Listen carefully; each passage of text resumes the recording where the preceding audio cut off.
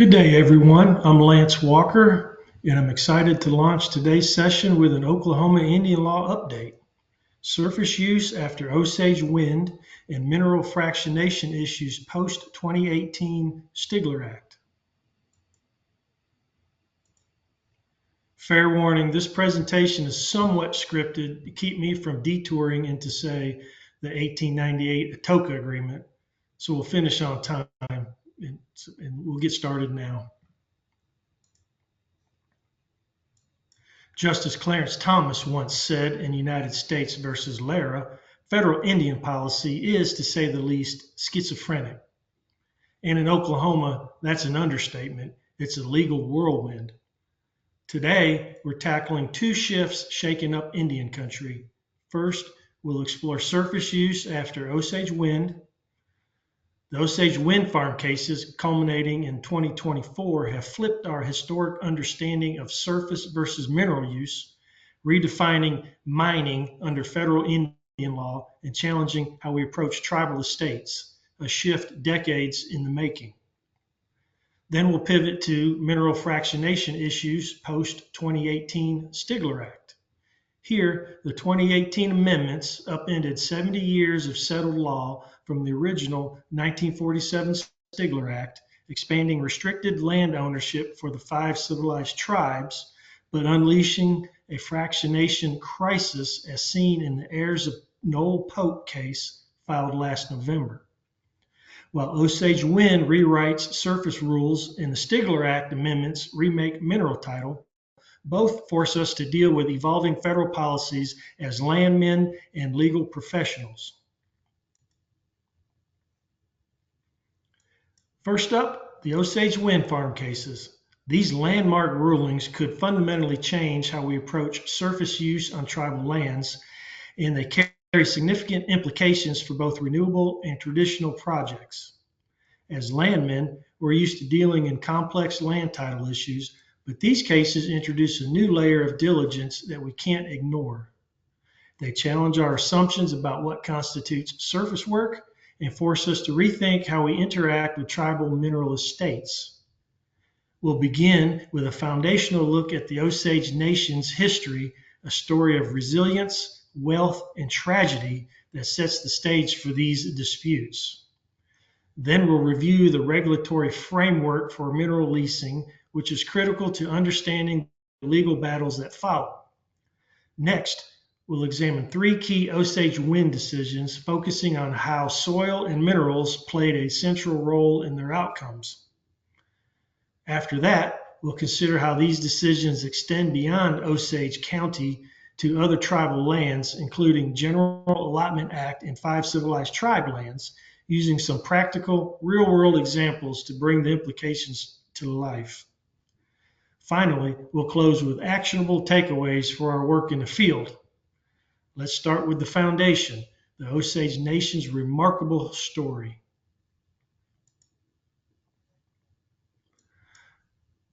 Let's begin with the Osage Nation's journey in Oklahoma, starting in 1872, when, after displacement from Missouri and Kansas, they purchased a 1.5 million acre reservation from the Cherokee Nation, now Osage County, Oklahoma. In 1897, oil discovery triggered an economic boom, making the Osage among the world's wealthiest by the 1920s, earning $30 million in 1923, equivalent to hundreds of millions today. In 1906, the Osage Allotment Act allotted surface land to individuals but reserved the mineral estate for the tribe, dividing it into inheritable head rights that brought immense wealth. In 1921, Congress introduced a guardianship law deeming any Osage with half or more Indian blood incompetent to manage their financial affairs unless proven otherwise in court, a label unrelated to intelligence. Instead, competency was a legal construct, not a reflection of an individual's actual mental or intellectual capacity. Guardians, often local lawyers or businessmen, controlled head right payments, providing minimal allowances, $4,000 annually, while pocketing the rest of the head right payments, which often exceeded $10,000 per year in the 1920s. The guardianship system, while designed to protect Osage wealth, became a mechanism for systematic exploitation and contributed directly to the Osage Reign of Terror, a series of murders from 1918 to 1931, targeting Osage individuals for their wealth and head rights. Outsiders, often through manipulative marriage or guardianship schemes, systematically killed dozens of Osage. Some estimates suggest at least 60, maybe even hundreds, to inherit their lucrative shares. It granted wealth but took away their independence, leaving the Osage vulnerable. Congress later restricted head right inheritance to tribal members, but the damage was profound, fostering distrust. This history of wealth, tragedy, and resilience drives the Osage's fierce protection of their mineral estate, setting the stage for the modern disputes like the Osage Wind farm cases. Before we explore the regulatory framework, let's reflect on the perspective of Chief Fred Lookout, a pivotal Osage leader who played a major role in reserving minerals to the tribe and protecting their mineral estate. Born around 1861 in a little Osage camp near Independence, Kansas, Chief Lookout walked 150 miles with his family at age 10 to the new Osage Reservation in 1871, settling in what is now Osage County. He attended boarding school in Pawhuska, graduated from Carlisle Indian School in Pennsylvania in 1884, and returned to marry Julia Pryor, a great-granddaughter of Chief Pawhuska, the namesake of Osage County seat. Chief Lookout then settled on a farm near Sand Creek where he raised his family. Elected principal chief in 1913, he served for 28 years across 3 terms until his death in 1949, making him the longest serving elected chief in Osage history. A fierce advocate, Chief Lookout frequently traveled to Washington, D.C. to safeguard Osage property interests and oil leases. He was instrumental in securing amendments to the 1906 Osage Allotment Act, ensuring the tribe's mineral estate remained protected. However, despite his influence, Chief Lookout's life was marked by danger during the Osage Reign of Terror. One story, shared by his great-grandson, Principal Chief Jeffrey Standing Bear, recounts a specific instance when Chief Lookout was driving east of Pawhuska when a bullet shattered his windshield. Neither Pawhuska nor Fairfax, key Osage communities, were safe for Lookout during this violent era. To protect himself, Chief Lookout took the extraordinary step of hiring bodyguards from Chicago, often described as gangsters in family stories. Standing Bear recalls his grandmother's description. They were some guys out of Chicago. They were dressed very nice, and they said, "Chief, don't you worry about a thing from here on. Once everyone learns we're the ones protecting you, you're not going to have any problems." These bodyguards provided security for several years, underscoring the failure of local and federal authorities to protect the Osage. By 1929, amidst the Reign of Terror, Chief Lookout shared a somber reflection in a Daily Oklahoman newspaper article titled "Oil Curse on the Osage Indians." He lamented the duality of oil wealth, which had been both a blessing and a curse for his people, saying, "My people are not happy. We have our Osage farms and we live as the white people lives, but I want my people to work for a living." Chief Lookout viewed the oil riches as a curse that led to reckless squandering and a departure from simple life of their forefathers, predicting that the Osage would be happier once the oil ran out, free from dependency. His leadership and foresight during this era of wealth and tragedy underscore why the Osage remain so protective of their mineral estate today. This protective instinct over resources championed by leaders like Chief Lookout is codified in regulations we'll examine next. Now, let's turn to the regulatory framework that govern how the Osage manage their mineral estate, a system that's critical for understanding the Osage Wind disputes. Under Title 25, Code of Federal Regulations, Section 211, which applies to all tribal lands, the definition of minerals is intentionally broad. It includes not just oil and gas, but also materials like sand, gravel, limestone, and clay, reflecting the diverse resources the tribes control. Mining, according to Section 211.3, is defined as the science, technique, and business of mineral development, encompassing activities like open cast work, underground work, and even in situ leaching. Here's the key detail for us. For non-energy minerals like gravel, limestone, or clay, an activity is considered mining only if you excavate more than 5,000 cubic yards in a given year. This threshold, as we'll see, becomes a pivotal benchmark in the Osage Wind cases. Then we have Title 25 CFR Section 214, which is specific to Osage lands, and it aligns with Section 211.3's definitions, but tailors them to the Osage mineral estate. This trust relationship ensures that the federal government and the tribe have a say in how these resources are managed, emphasizing the Osage's authority over their mineral estate.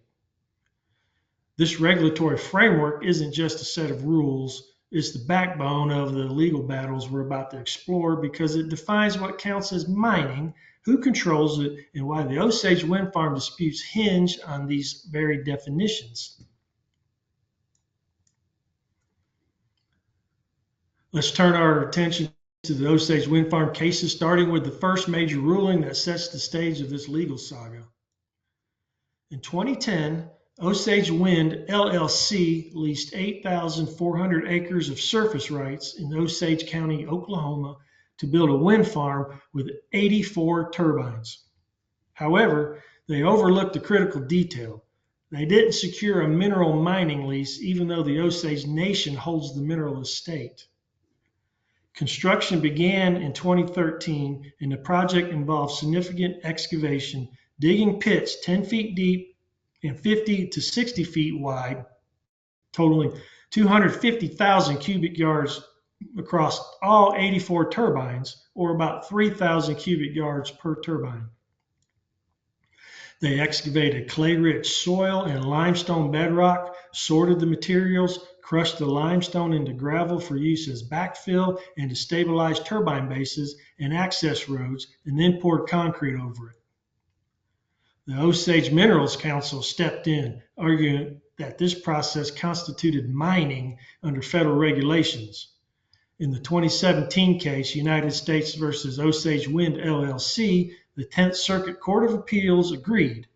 The court applied Title 25 CFR Section 211.3, which defines mining as the science, technique, and business of mineral development. The court interpreted this broadly, ruling that mining or mineral development includes not just traditional extraction for sale, but any exploitation of minerals like excavating, sorting, and crushing limestone for structural use, even if the materials aren't removed off-site. The court emphasized that such activities directly impacted the Osage mineral estate, requiring a lease that Osage Wind hadn't obtained. This decision overturned the district court's earlier summary judgment in favor of Osage Wind LLC, setting a new precedent that redefined what mining means in this context. The case was remanded for further proceedings to determine remedies, paving the way for the next chapter in this legal battle. The Osage Wind saga continues with two significant rulings that build on the 2017 decision.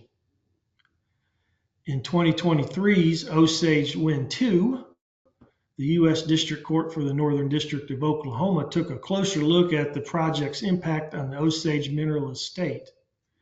The court found that 60% of the excavated materials, clay, limestone, and shale, was crushed into gravel and used for backfill and structural support, including stabilizing turbine bases and building access roads across the 8,400-acre site. This wasn't a one-time disturbance, it was an ongoing use of tribal minerals without a lease, constituting a continuing trespass on the Osage mineral estate. The court granted permanent injunctive relief to the Osage Nation and the United States, ordering ejectment of the wind farm, meaning all 84 turbines must be removed by December 1st, 2025. The court also scheduled a damages trial to determine monetary compensation for the trespass and conversion, building on Osage Wind 1's finding that this was indeed mining under federal regulations. Then, in Osage Wind 3 in 2024, decided on December 18, the district court delivered its final ruling on remand from the 10th Circuit. The court reaffirmed that Osage Wind's activities, excavating, using limestone, shale, and clay without a lease, violated Section 211 and Section 214, which govern tribal and Osage-specific mineral leasing. The court ordered Osage Wind LLC to pay $242,000 for conversion and nearly $70,000 for trespass, and over $3.8 million in attorney fees and costs to the United States and the Osage Minerals Council, totaling a significant financial penalty. The removal order from Osage Wind 2 was upheld, emphasizing the ongoing trespass. The key takeaways for us: excavating and repurposing minerals like limestone triggers the mining definition under federal regulations. Both the volume and the purpose use matter, and the Osage Act's trust protection remains a powerful shield for the tribe's mineral rights. These rulings don't just affect Osage County. Let's see how they ripple outward.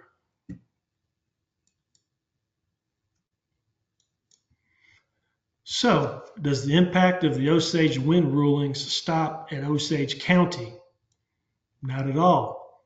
It extends across Oklahoma's tribal lands, and as landmen, we need to understand how far this precedent reaches. Under Title 25 CFR Section 12, General Allotment Act lands, like those of the Kiowa, Comanche, or Apache in western Oklahoma, adopt the same Section 211.3 definition of mining that we saw in the Osage cases. This means that if you're excavating over 4,000 cubic yards of materials like sandstone, shale, or gravel, common in the region's geology, you could be required to secure a mining lease, just as Osage Wind was. Moving to eastern Oklahoma, Title 25 CFR Section 213 governs the restricted lands of the 5 civilized tribes: Cherokee, Chickasaw, Choctaw, Creek, and Seminole. These regulations also aligns with Section 211.3's definition of mining, but there's an added layer of complexity. The 1947 Stigler Act imposes additional oversight. For instance, Section 1 of the Stigler Act requires court approval for any lease on restricted lands, ensuring that conveyances, including oil and gas or mineral leases, are valid only if approved in open court by the district court in the land's jurisdiction. Now, there's some language in the regulation that suggests mining leases need only be approved by the BIA. Additionally, Section 11 of the Stigler Act subjects these lands to Oklahoma's oil and gas conservation laws, but any order from the Oklahoma Corporation Commission affecting restricted Indian land must be approved by the BIA. The Osage Wind logic that excavating can constitute mining could apply across these lands, especially in areas where the geology mirrors Osage County's limestone, clay, and gravel deposits, as noted by the Oklahoma Geological Survey. This broader application sets the stage for the practical examples we'll explore next.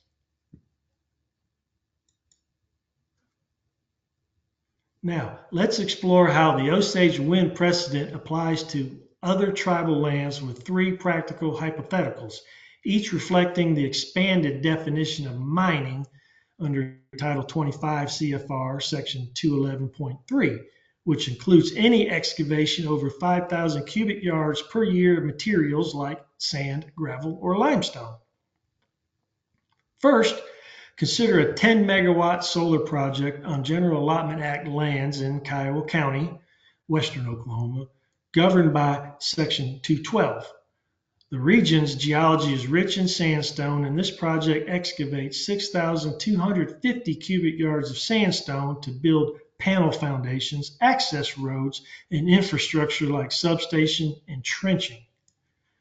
Well, that exceeds the 5,000 yard threshold, meaning it may require a mining lease just as Osage Wind did. For comparison, a smaller 5 megawatt solar project in the same area might only excavate 3,125 cubic yards, falling below the limit. But scales matter, and larger projects like this 10 megawatt one are at risk.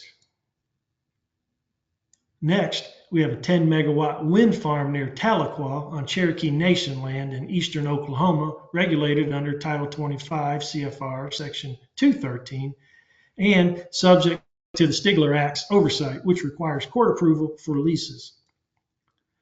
With 5 turbines at 2 megawatts each, the project excavates 10,500 cubic yards of limestone, common in the region's geology, for turbine bases and related infrastructure.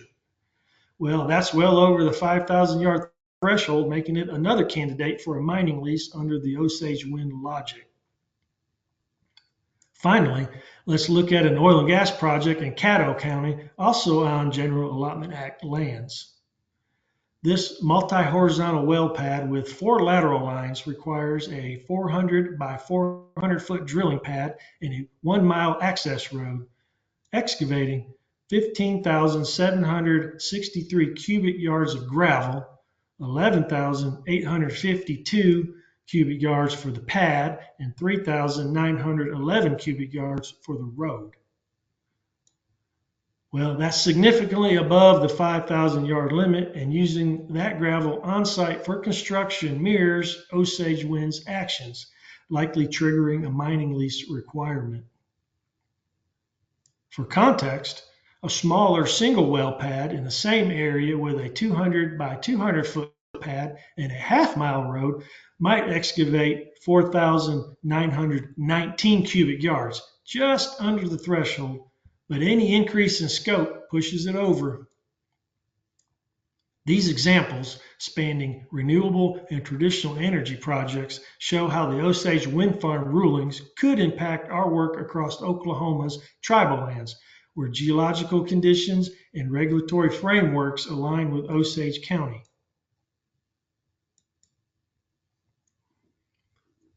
Now, let's consider what the Osage Wind Farm cases mean for us as landmen. These rulings are a clear reminder that our work doesn't stop at examining surface title. We must also thoroughly investigate the underlying mineral estate, particularly on restricted Indian allotment lands where minerals like sandstone, gravel, or limestone are part of the Indian mineral estate. First, we need to reevaluate our surface use agreements. The old assumption that excavation is just surface work no longer holds. If you're disturbing minerals over 5,000 cubic yards, as defined by Title 25 CFR Section 211.3, you might need a mining lease, not just a surface deal. That means checking excavation volumes carefully for materials like sand, gravel, or limestone, because those could trigger lease requirements if they're tied to the restricted Indian mineral allotments. To manage this, we should engage with the BIA and or individual Indian mineral owners early in the project planning phase. Initiating dialogue up front helps us understand surface use requirements, secure support, and avoid opposition, or worse, a federal lawsuit down the road. Beyond that, it's critical to conduct thorough legal and regulatory due diligence. This might involve consulting attorneys who specialize in Native American law to manage title and leasing and ensure compliance with the Osage Wind precedent. Finally, be prepared to structure your wind or oil and gas leases to address not only surface use, but also potential mineral impacts. ensuring they're legally compliant and respectful of native mineral interests. These cases show that mineral rights aren't just about oil anymore, they're about dirt, gravel, and how we use them. It's a new layer of diligence for us, but by taking these steps, we can manage the risks, keep projects sustainable, and stay on solid ground in our work across Indian country. As we conclude, the Osage Wind Farm cases stand as a pivotal moment. They're redefining surface use across Indian country and sending a clear message to us as landmen that tribal mineral rights are a force to be reckoned with and compliance is non-negotiable. For petroleum landmen, it highlights the importance of clear legal frameworks and agreements when operating on Indian allotted lands, pushing us toward more cautious and collaborative strategies that comply with federal regulations. Having explored surface use, let's shift to another challenge, reshaping Indian law, mineral fractionation.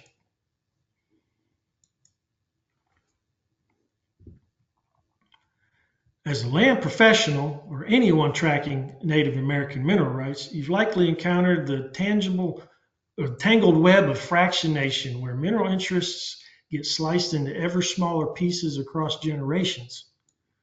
A recent case, the Heirs of Noel Pope versus the United States, filed in the U.S. Court of Federal Claims last November, puts this issue up front and center.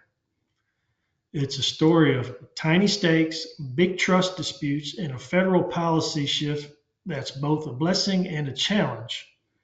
Our goal today is to provide a comprehensive analysis for legal and industry professionals.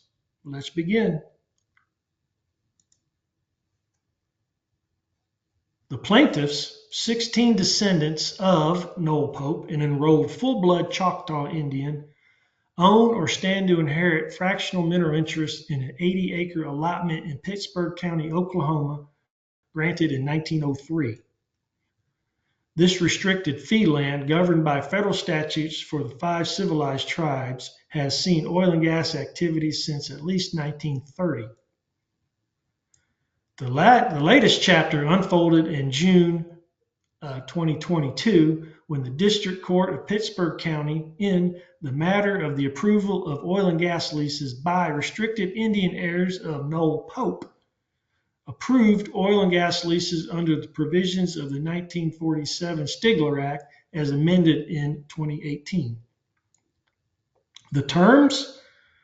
A $502 per acre bonus and a 3/16 royalty for a 3-year primary term. But here's the rub. Of 84 listed mineral owners, only 20, those who signed a lease or who otherwise made arrangements, received bonus payments. The remaining 64, including non-consenting plaintiffs, got nothing. The plaintiffs allege the United States breached its trust duties in 3 ways. 1, failing to represent them adequately during the lease process, neglecting to ensure payments for all owners, and 3, mismanaging oil and gas proceeds. They also claim an unconstitutional taking or illegal extraction under the 5th Amendment, arguing their mineral rights were exploited without compensation. Enacted in 1947, the Stigler Act aimed to streamline the management of restricted lands held by members of the 5 civilized tribes. Before then, federal courts were bogged down with probate, quiet title, and lease approval cases for these allotments, originally granted in fee but restricted against alienation, think title transfers, without federal oversight. The Act shifted these duties to Oklahoma state courts, supervised by the Bureau of Indian Affairs, and granted the Oklahoma Corporation Commission regulatory authority over oil and gas activities, subject to BIA approval of all Corporation Commission orders, like pooling and spacing orders. A key provision tied restricted status to blood quantum. Heirs needed at least 1/2 degree Indian blood to maintain restrictions, otherwise the land became unrestricted, taxable, and freely transferable. This framework reduced federal burdens but came at a cost. Over decades, lands slipped out of restricted status, often through tax sales or dubious transfers, eroding individual tribal member holdings. The blood quantum rule misaligned with the five tribes membership criteria, which lack such thresholds, exacerbating this loss, a point underscored in the legislative history of the 2018 Stigler Act amendments. The 2018 amendments sought to stem this tide. Signed into law on December 31, 2018, they eliminated the blood quantum requirement, extending restricted status to all lineal descendants of original enrollees. The intent was clear: preserve tribal land for cultural and economic integrity, aligning five tribes' treatment with other native groups where restricted status persists regardless of heritage.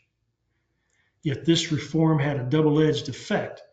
By broadening eligibility, it swelled the pool of restricted interest holders, intensifying fractionation.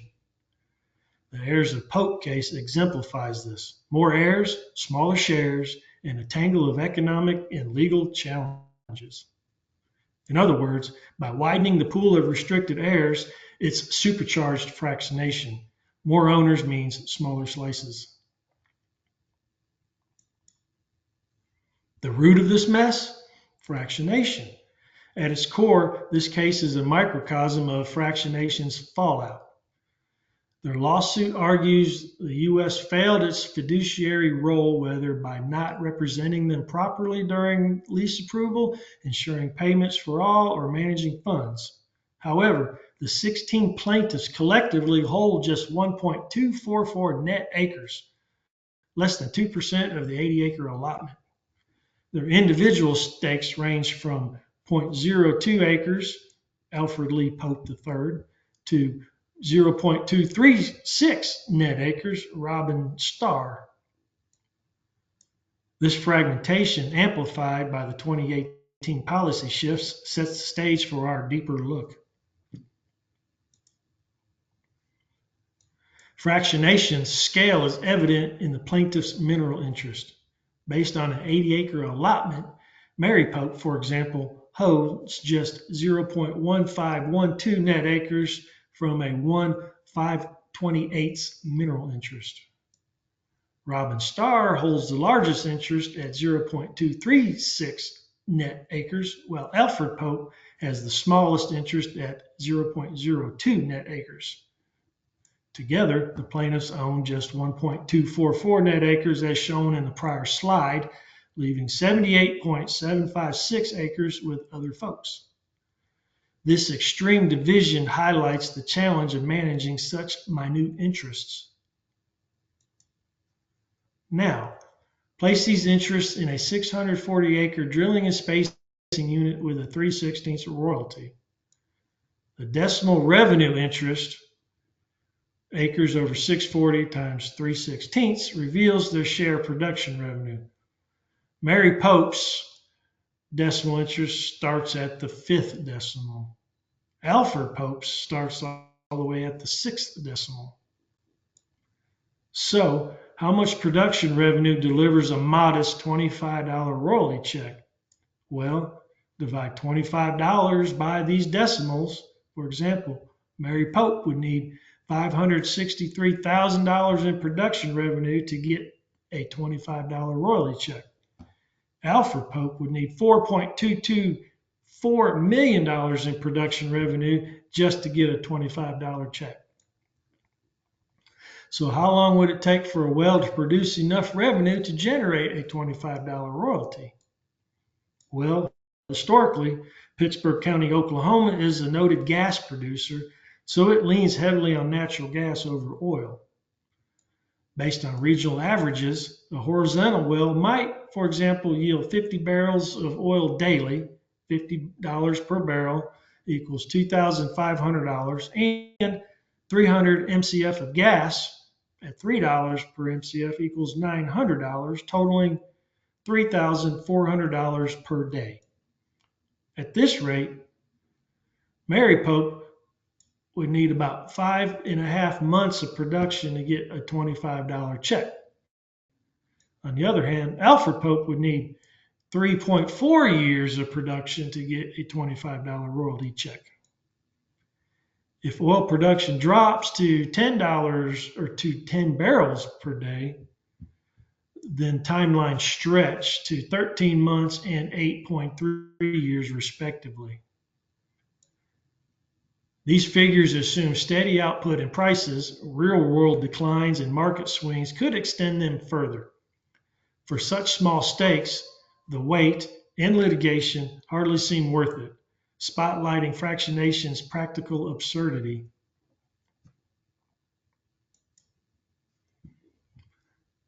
Considering the economic reality of these small interests, managing them is a Herculean task.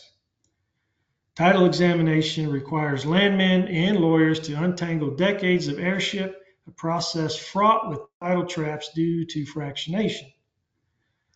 Lease preparation and Stigler Act court approvals involve drafting, filings, and hearings, each step a time sink. Operators must then account for minuscule royalty shares, adding to ongoing effort. From title examination to lease execution, this can stretch over months or years, far outpacing the modest revenue potential. The challenges escalate with risk. Operators face a significant business hazard. If Stigler Act approvals falter, leases can be declared void, nullifying investments. For mineral owners, attending hearings and pursuing litigation demand substantial commitment, as seen in Heirs of Pope case. Effort and uncertainty dwarf the revenue potential, rendering development impractical. The result? Operators often bypass restricted Indian lands, avoiding the headache.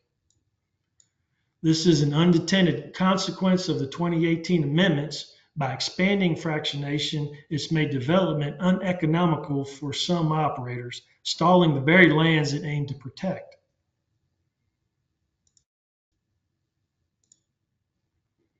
The heirs of Pope plaintiffs allege a breach of trust rooted in cases like U.S. versus Mitchell and the American Indian Trust Fund Management Reform Act, spotlighting the U.S.'s duty to manage Indian lands fairly. The BIA has long recognized fractionation as a trust issue where inherited interests shrink to unworkable slivers, and launched the Division of Trust Land Consolidation Program to address it. Stemming from the Cobell Settlement and the Indian Land Consolidation Act, the program buys fractional interests from willing Indian sellers under the General Allotment Act, like those of the Kiowa or Cheyenne, consolidating them into tribal trust ownership to boost sovereignty and usability. It's a proactive fix, reducing co-owners from dozens to one tribal entity. But here's the catch. It's tailored for trust land from the 1887 General Allotment Act land, not restricted fee lands of members of the 5 civilized tribes under the Stigler Act. The Heirs of Pope case, tied to Choctaw allotments and the 2018 amendments, falls outside this scope. Its state court framework and unique history don't align with federal buyback models. So where does that leave us? Let's explore a path that does fit. For the 5 civilized tribes, the buyback program mismatch leaves a gap, but Oklahoma's forced pooling statute, Title 52, Oklahoma Statute, Section 87.1, offers a viable path. The Stigler Act empowers the BIA to approve Oklahoma Corporation Commission pooling orders, guided by Title 25, Code of Federal Regulations, Section 211.3's Best Interest of the Indian Mineral Owner standard, balancing economic gain, marketability, and cultural impacts.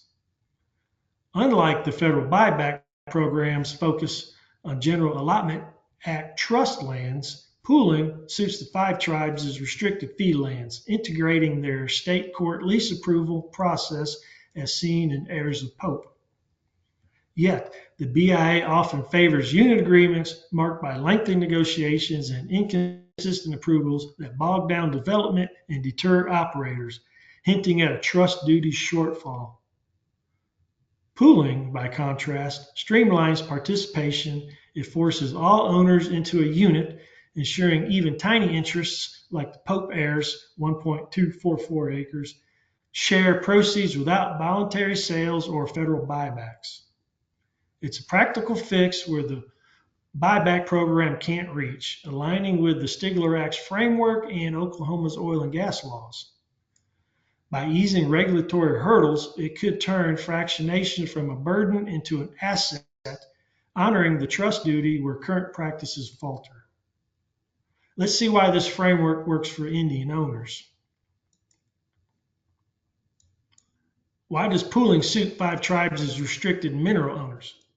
First, it ensures fair market value for drilling rights.